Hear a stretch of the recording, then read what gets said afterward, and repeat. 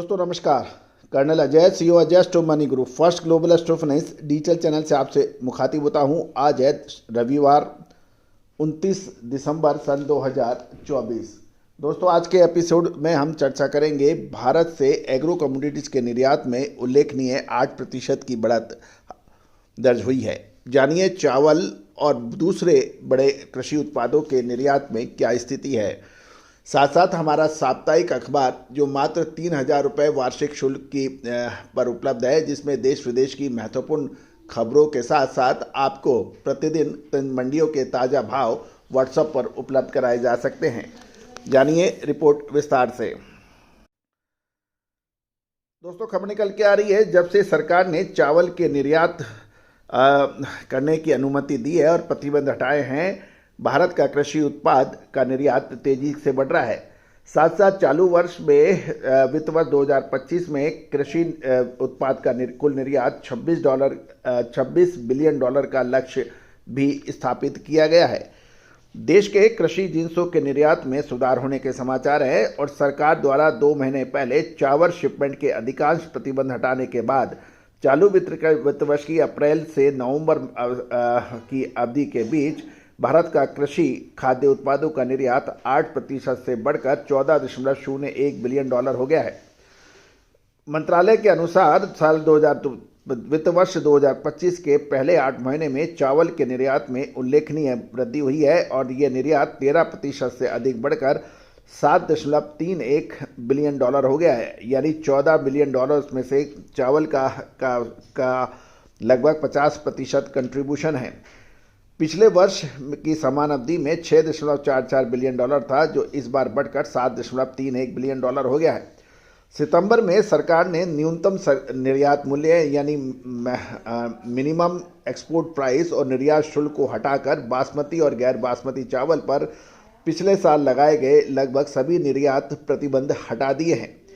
निर्यातकों का कहना है कि मजबूत ग्लोबल डिमांड के कारण चालू वित्त वर्ष में चावल का निर्यात 10% से अधिक बढ़ सकता है और फाइनेंशियल ईयर 2024 में भारत ने $10.41 बिलियन चावल का निर्यात किया था, जो साल दर साल 6.5% की गिरावट थी। गौरतलब है कि चालू वित्त वर्ष में 5 मिलियन टन के निर्यात का लक्ष्य के साथ भारत ने अपने निकटतम प्रतिद्वंदी पाकिस्तान को पीछे छोड़ दिया है, जो सालाना 1 मिलियन टन से भी कम निर्यात करता है। पंजाब निर्यात प्रतिबंधों के बावजूद बासमती चावल की ग्लोबल मांग में मजबूती बनी रही है। गौरतलब है कि ग्लोबल चावल व्यापार में भारत की मोनोपोली और वर्चस्व में बहाल होने की उम्मीद है। विशेषकर अफ्रीका और दक्षिण पूर्व एशियाई देशों में शिपमेंट बढ़ने की उम्मीद है।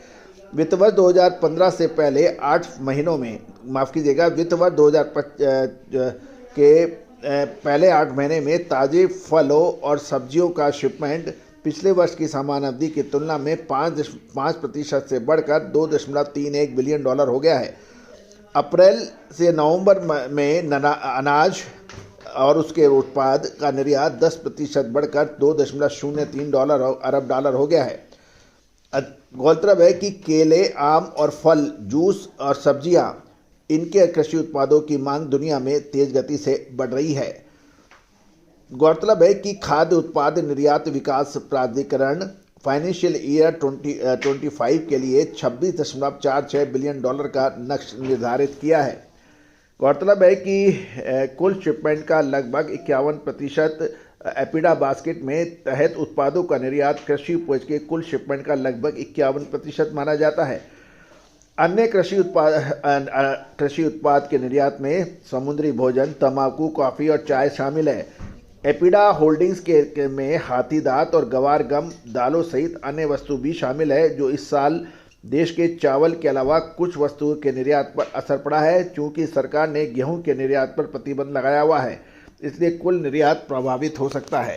दोस्तों कुल मिलाकर चावल के निर्यात प्रतिबंधों को हटने के बाद ये एक सकारात्मक रुख नजर आ रहा है।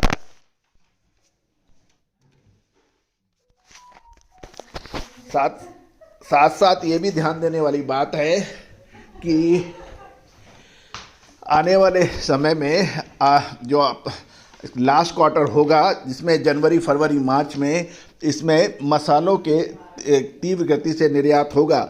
इससे लक्ष्य हासिल करने में मददगार साबित होगा।